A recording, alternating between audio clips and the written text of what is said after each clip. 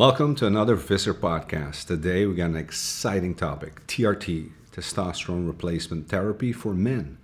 We're going to talk about optimizing men's health during midlife and after. Why? Okay, let's break it down. You know, in all my years, since I started training, since I was in sports and everything, I've never done a steroid cycle. I've never taken steroids. And it's not that I'm proud or whatever. It's just choices that I made that I didn't want to do because I was focused on health, always focused on my health. I didn't even take, pharmaceutical compounds if I didn't need to, absolutely needed to. Skipped the vaccine completely, got a way around it. Okay, that's, anyway. So, yes, all right. I'm not a proponent for the overuse of medications. Absolutely not. Steroids, not. I like it natural as possible. I want my body to be able to adapt. I want my immune system to stay cranking at top level. Will I use vitamins, minerals, natural products to stimulate? Absolutely yes. That's just my philosophy. Okay? So, when I'm telling you that I am on TRT, it's just to give you a perspective. Why would I do that if that has been my philosophy?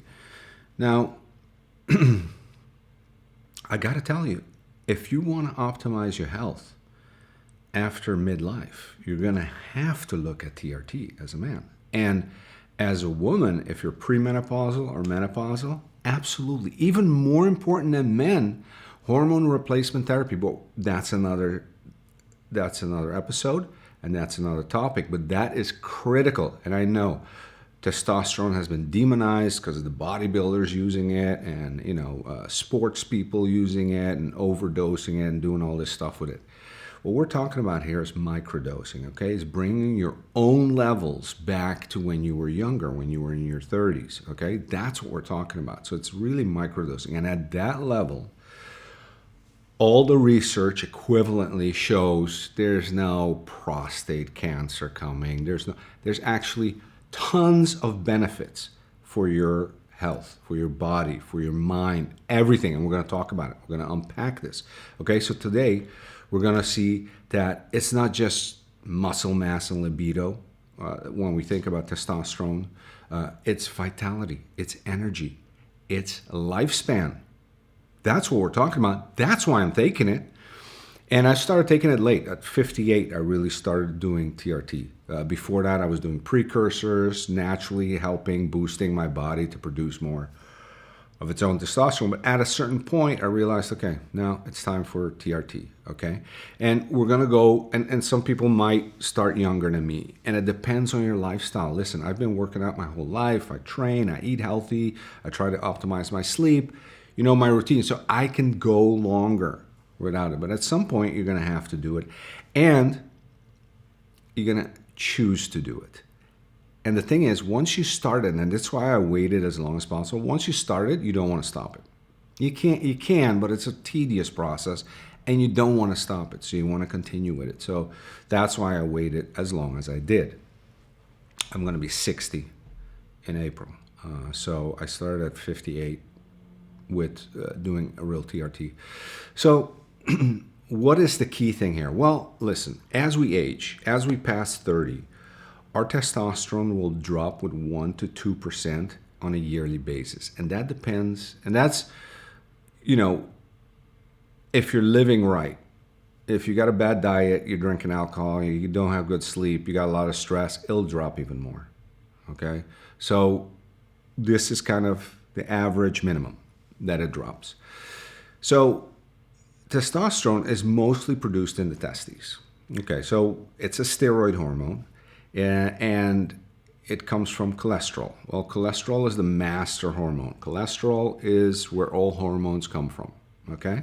And then the body produces what it needs from there, synthesizes it. So when we look at the benefits of having good testosterone level. And when I'm talking, and we'll talk about labs, we'll talk about all that stuff, and we'll talk about when you go to your regular physician who's not really into prescribing TRT, doing TRT, doesn't have a testosterone replacement practice, and doesn't know much about this, first thing he might recall and say, well, your prostate, bogus. All the research has shown that's just bogus. That's a story from way back when the first studies came out, and they presumed that it would affect prostate, having exogenous testosterone come into your body. Not the case. Okay, so let's lay that to rest. You can look at all the research. Okay, so what the thing that really where testosterone plays a huge role, and why you want to keep it up. You want to keep it up because you want to keep muscle mass as you age. We know that declines, right, with testosterone. You want to keep your bone density. And ladies, especially this is a men's program, but especially for ladies, you break your hip at older age, you're going to die. 50% of you. The other 50% will live miserably after that. Okay, so bone density is key also for men. So you have libido, okay? Are you sexually active? Do you still get, excited when you see a woman, when you see a nice body, when you see your wife? This is the stuff. Energy. How's your mood? It affects the brain, okay? Brain fog. Also, critical, it's integral to your metabolism, keeping your metabolism up. So insulin sensitivity, cardiovascular health, all is affected by your level of testosterone in your body. So as it declines with age, we're going to have problems in all these areas. And this is what we're trying to solve. Okay, so when I'm in this episode, we're going to go through mechanisms. We're going to right now go through mechanisms. You need to know a little bit about it. It's a little bit of biology, but don't worry about it. I'm going to keep it as painless and simple as possible. We're going to see what natural things can improve and also break you if you don't do them. Your testosterone level, okay, your T level. We're going to look at the role of several compounds that are used in the TRT treatment, in the treatment of testosterone replacement therapy, and we're going to look lastly at best practices. What do you expect? What's going to happen? How do you do it? We're going to go through all of this. Welcome to another Visser podcast. Ring the bell notification, subscribe, send this to friends. Okay, let's get going.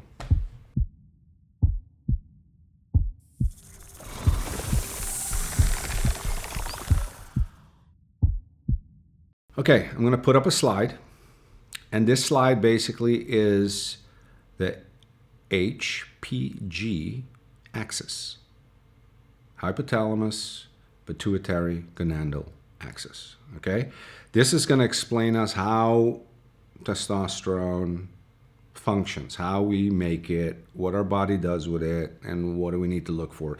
It's the basis of everything, because from here we're going to see what the different androgynous testosterone and the different compounds that we use will do to this axis. So this axis is key, and it has a negative feedback loop, which we'll talk about, which is in the red. So I want you to look at the brain first. So we start out deep in the brain with the hypothalamus, okay, which is the master control.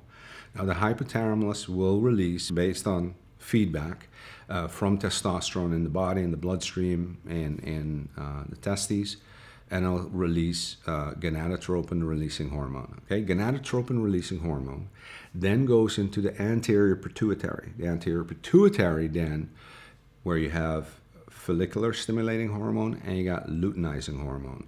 These basically get released and will go to the testes. Okay, so in the testes, the Sertoli cells on the follicular stimulating hormone side will produce spermatogenesis. Okay, so this is where the sperm gets kind of produced and held, and the volume gets set and everything. On the other side, you have the luteinizing hormone, which will activate the Leydig cells to produce testosterone from cholesterol. We talked about this before. Cholesterol is your master hormone that will produce testosterone. So the Leydig cells from cholesterol make testosterone, okay? Now testosterone will divide into aromatase estradiol, okay? And on the other side is 5-alpha reductase, okay?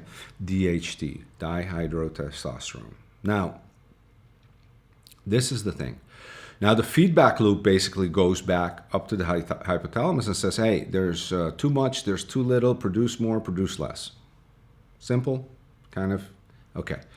So when we introduce exogenous testosterone, so from the outside, because your testosterone levels are low, they're like 300, they're at the bottom, and really the doctor will look at your symptoms more than even your lab work. But in your lab work, we'll see, total testosterone. We'll look at free testosterone, which is a formula. Usually it's a formula used, and it needs to be between 1 to 2% of your free testosterone. And we'll look at the other testosterone markers, okay? So we'll lay that out. So when we look at those, we're really looking at, okay, where are you at? Now your physician, if he's not a testosterone replacement therapist, he will look at this and say, well, for your age, you're about right. You're in the right, we don't want that. We want to optimize your testosterone, okay? Because for your age, you're older. You don't want to have the testosterone level at your age. Why? Because of the symptoms, and we'll talk about it. You're going to have brain fog. You're going to have less energy. Your libido sucks. Whatever, dude. You can't get an erection in the morning. It's just, life isn't as full energetic as it used to be, right? Brain, body, sexual function, the whole thing. It's just at a low key. We want to bring that up. We want, at our midlife, all the way through our old age, we want to be vital. We want to be able to do the sports. We want to be able to, maintain muscle mass and bone density and not get fat in the center, the center section, the belly fat. We don't want that. We want to stay vital, look good. We want to keep our job longer. We want to stay younger looking. We want to have good skin. We want to be vital till as far as we can in age. And this is what it takes. TRT is one of these things, okay? It's just one in your toolbox, all right? You can't do this and not look at your sleep, and we'll talk about this, and, your training and optimizing your cardiovascular, your cardio, looking at, everything else, okay? Longevity 9. You need to also work on those, but this really boosts, okay? So when we bring in, now you're looking at this axis, right? When we bring in exogenous testosterone, what will happen is that FSH will basically, and LH will stop. They'll be like, okay, there's enough testosterone here. We don't need to produce. The pituitary doesn't need to produce. The hypothalamus basically says, hey, stop production. This is when we get testicular shrinkage, and we get the stop of the factory. We don't want this. We want this HPG axis to keep working, okay?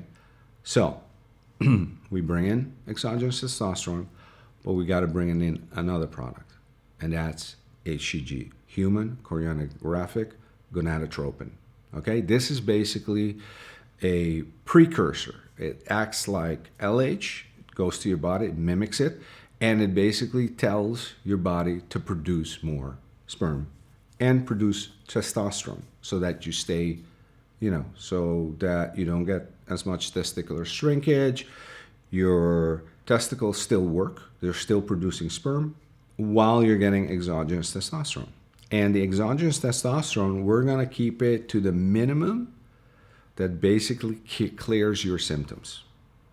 That's the key. Okay, so we want to have it clear. And in your labs, we might see, total testosterone go up from 300 in the range of 300 to 800. But that isn't necessarily a key factor. That's one of the factors that we're looking at. We're really looking at your symptom profile. So one of the things that happens when you bring exogenous testosterone into the system is we're really focusing on the free testosterone because that's the active testosterone. That's what we want working. But you'll get an aromatase and estrogen production, okay? Now, we need that because that basically gives us the libido. So we don't want to cut that, right? And usually they used to do aromatase inhibitors. I don't like those because then it's very easy to get that testosterone too low.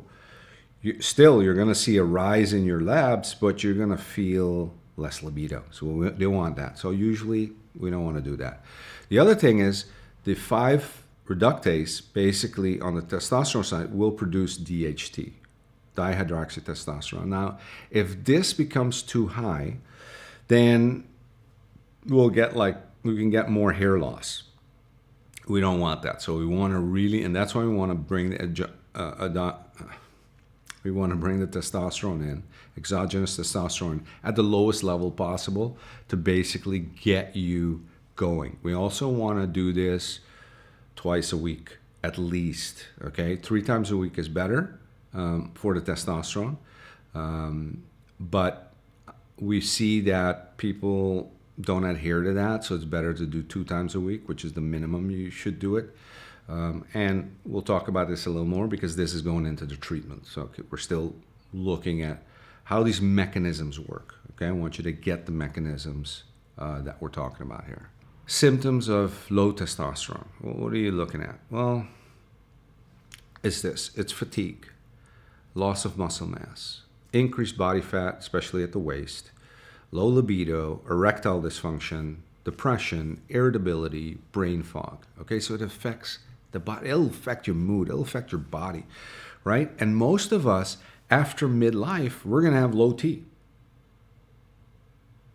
Now, I don't know about you, but I want to avoid these things and get the benefits of all the benefits that, natural T or optimum T levels bring to you, which is, heart health, bone density, muscle mass retention, all the stuff that's going to make us age vital, give us energy while we age and all this stuff.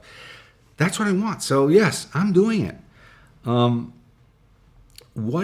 one of the things I wanted to talk about in this is before you start this and think about this, you got to look at, okay, what lifestyle factors, how can it influence, how does this get influenced naturally, right? My T levels.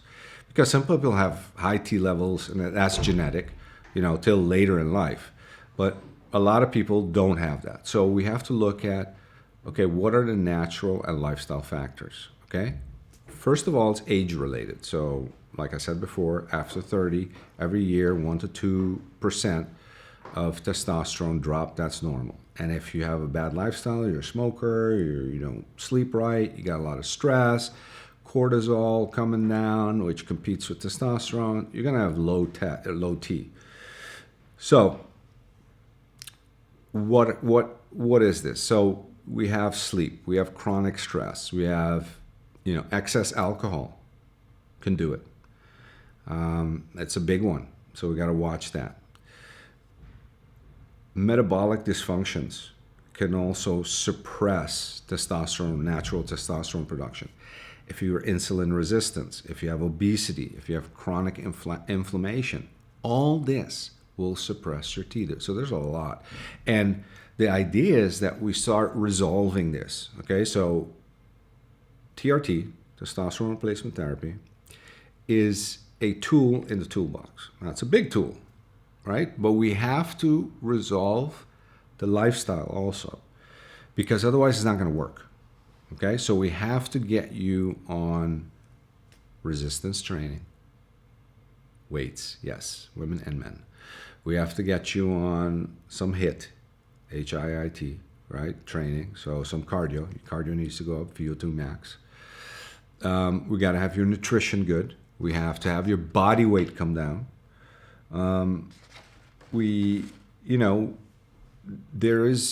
There's quite a bit of work to be done around nutrition, training, meditation to get your cortisol levels down, your stress down.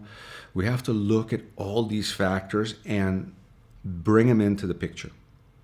Okay? Bring them into, if you have any chronic diseases happening, we got to look at that, okay, and see how we can mitigate that, bring it into the picture, control it while we're doing this. And of course, when you do your first labs, we're going to have to repeat them, 3 months, 6 months, depending.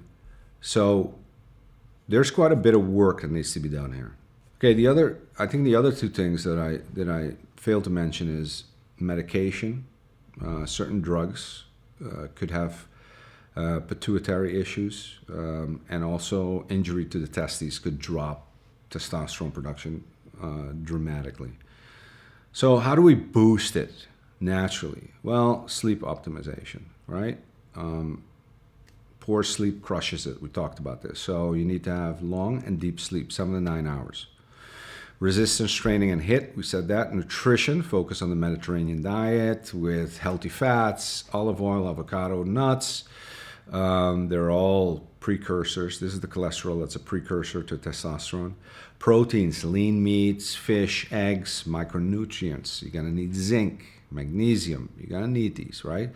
Avoid ultra-processed foods. Stress management, drop the cortisol. The hormones of cortisol compete with testosterone. Now I'm going to put up another slide to basically show you the micronutrients that I want you to kind of optimize around this, okay? So that they can help you with erectile dysfunction, they can help you with libido, everything. We need these ingredients to make the whole thing work, okay?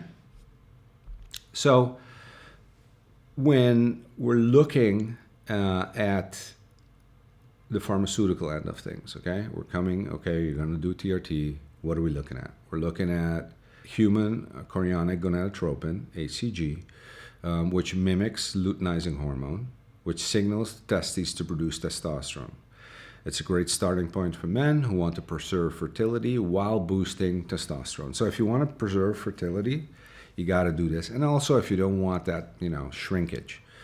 Peptides, you can use epimorelin, or you can use straight human growth hormone. And that at the lowest dose, of course. Your physician will walk you through that.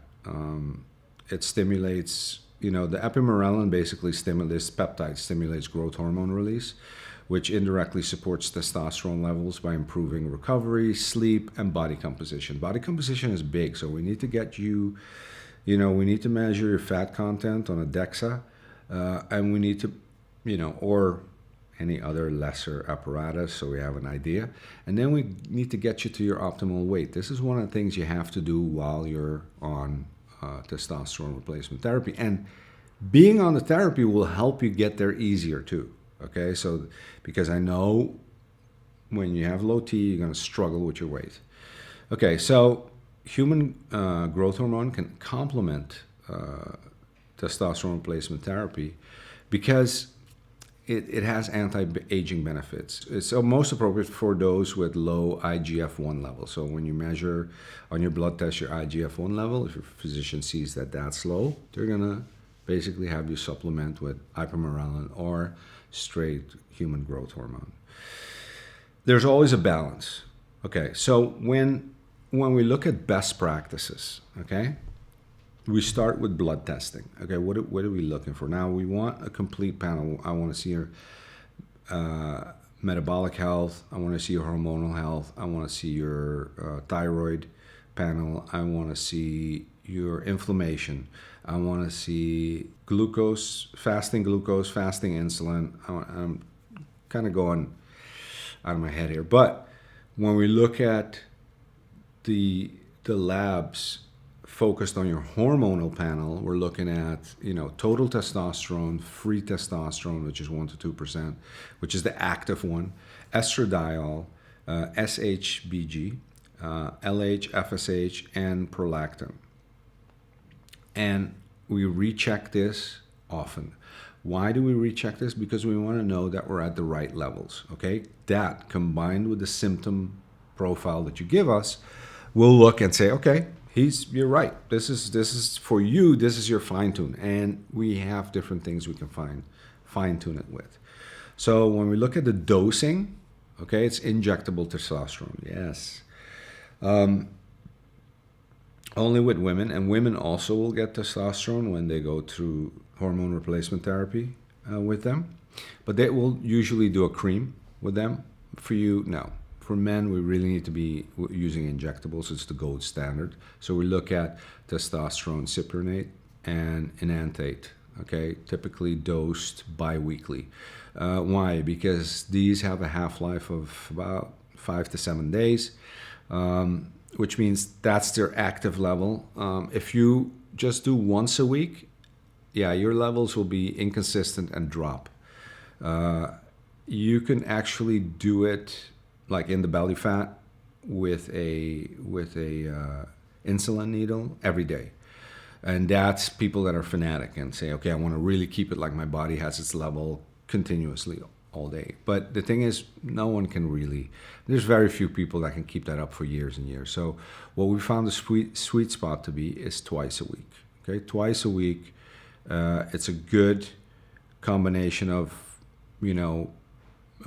patients that keep doing it and don't have a problem with it, and also results. So if you look at results and you look at what people are willing to do, twice a week hits the sweet spot. I like it. So, and what we're looking at is usually starting at 100 milligrams, light, right, of testosterone. With HCG, we're looking at 500, like 300 to 500 in that range, and then looking for the sweet spot there. So the third thing that we can use is aromatase inhibitors. Okay, now this is for what I talked about when you convert excess testosterone into estrogen, if needed. Something like anastrozole can prevent this, but I don't like it because when crashing estradiol, you're gonna lose your libido. So, there was a time where it was being used more. I'm shying away from it. So how about monitoring the side effects? If there's any.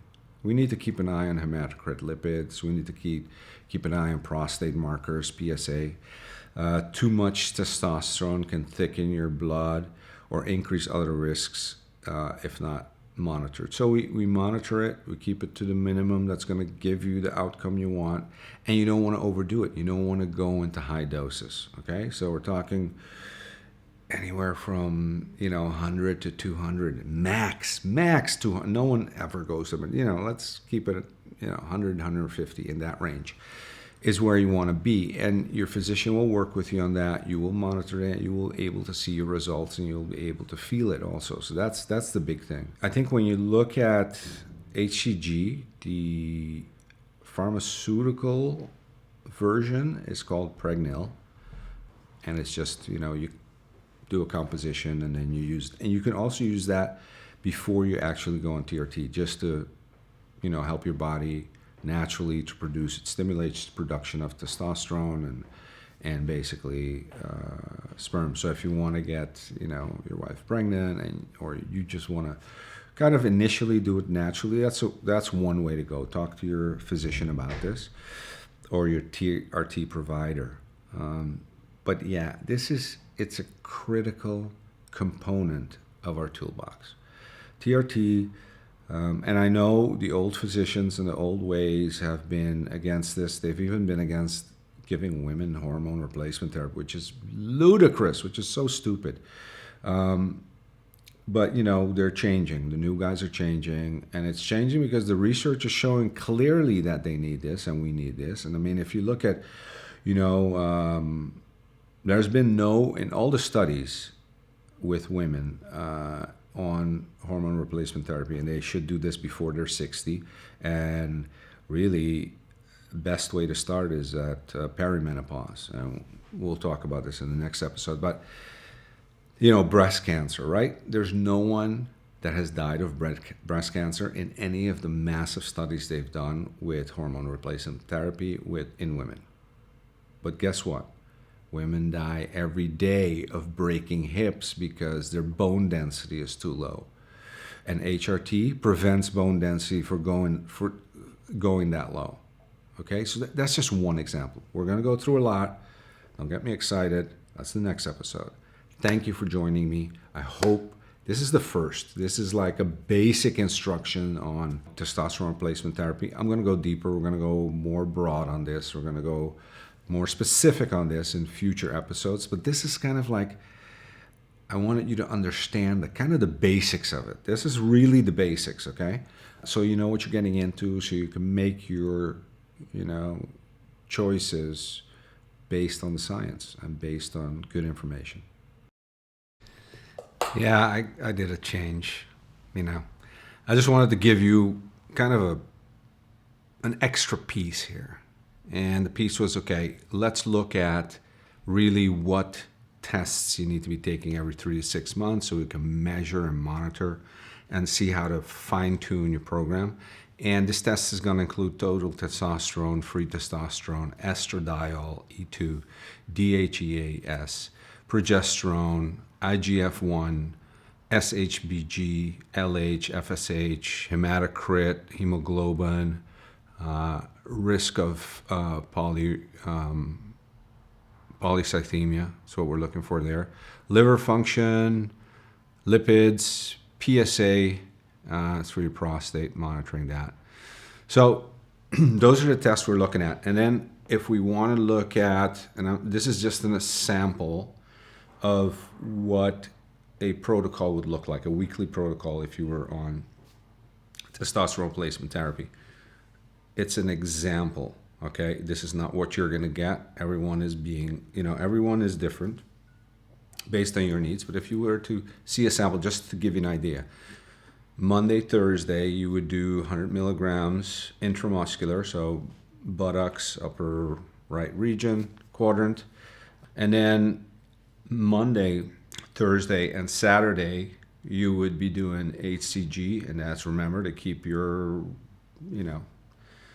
your testicles large and working and keep that whole axis going. And you would do 500 international units on those days, and that would be injected into the belly fat. So, with a little insulin needle. Sorry.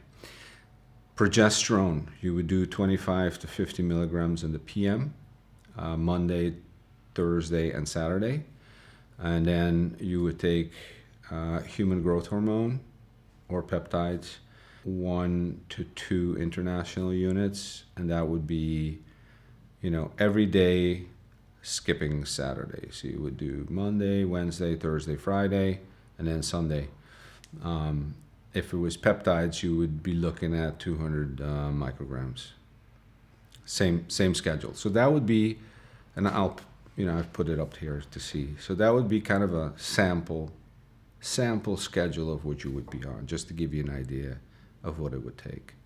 Okay, but again, I'm saying again, you're a physician, and you will decide what's best for you based on your testing, based on your symptoms, based on everything going on. All right, that's it.